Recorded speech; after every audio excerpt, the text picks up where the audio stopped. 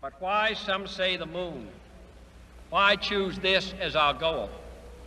And they may well ask, why climb the highest mountain? The assassination of John F. Kennedy, John Fitzgerald Kennedy, commonly known as JFK, was an extraordinary individual whose life and presidency left an indelible mark on American history. Born on May 29, 1917, in Brookline, Massachusetts, Kennedy emerged as a beacon of hope, inspiring countless individuals with his charisma, vision, and commitment to public service. In this article, we will explore the remarkable life of John F. Kennedy, from his early years to his presidency, highlighting the enduring impact he had on the nation and the world. Early life and education. Growing up in a wealthy and politically connected family, JFK received a quality education and learned the importance of public service from an early age. He attended the prestigious Harvard University, where he excelled academically and demonstrated his natural leadership abilities. However, his studies were interrupted by World War II when he joined the Navy and served with distinction. Tragically, during his service, his PT boat was sunk, leading to heroic efforts to save his crewmates and earning him the Navy and Marine Corps Medal. The path to presidency. Following the war, Kennedy embarked on a political career that would eventually propel him to the highest office in the land. In 1946, he was elected to the U.S. House of Representatives, and 6 years later, he won a seat in the Senate. As a senator, he championed various causes, including civil rights, health care, and nuclear disarmament. It was during his tenure in the Senate that JFK's charisma and oratorical skills captured the nation's attention, setting the stage for his presidential bid. The Kennedy presidency. In 1960, John F. Kennedy ran for president against Richard Nixon in a closely contested election. His youthful energy, eloquence, and ability to connect with people resonated with voters, leading to his victory and making him the youngest president in American history at the age of 43. Of our energies and skills, because that challenge is one that we're willing to accept, one we are unwilling to postpone, and one we intend to win, and the others too.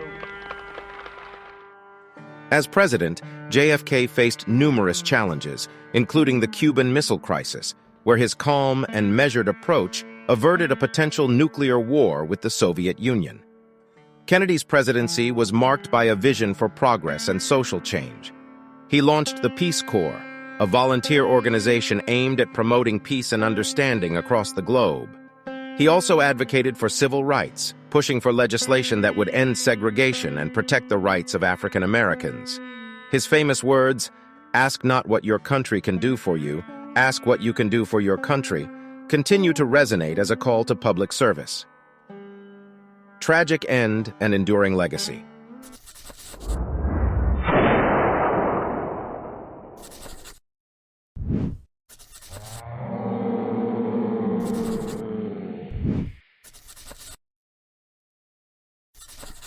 Shortly after noon on November 22, 1963, President John F. Kennedy and his political advisors were preparing for the next presidential campaign. Although he had not formally announced his candidacy, it was clear that President Kennedy was going to run, and he seemed confident about his chances for re-election. At the end of September, the president traveled west, speaking in 9 different states in less than a week. The trip was meant to put a spotlight on natural resources and conservation efforts. But JFK also used it to sound out themes, such as education, national security, and world peace, for his run in 1964. Crowds of excited people lined the streets and waved to the Kennedys.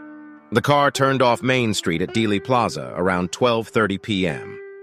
As it was passing the Texas School Book Depository, gunfire suddenly reverberated in the plaza. Bullets struck the president's neck and head, and he slumped over toward Mrs. Kennedy. The car sped off to Parkland Memorial Hospital just a few minutes away, but little could be done for the president. A Catholic priest was summoned to administer the last rites, and at 1 p.m., John F. Kennedy was pronounced dead. Though seriously wounded, Governor Connolly, who was also shot in his back, recovered. This event sent shockwaves of grief and disbelief across the America and the rest of the world.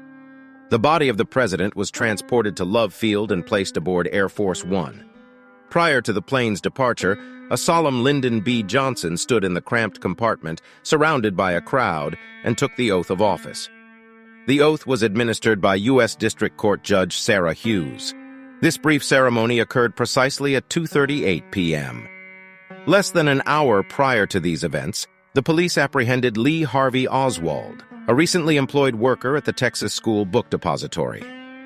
Oswald was taken into custody for the assassination of President Kennedy and the subsequent fatal shooting of Patrolman J.D. Tippit on a Dallas street.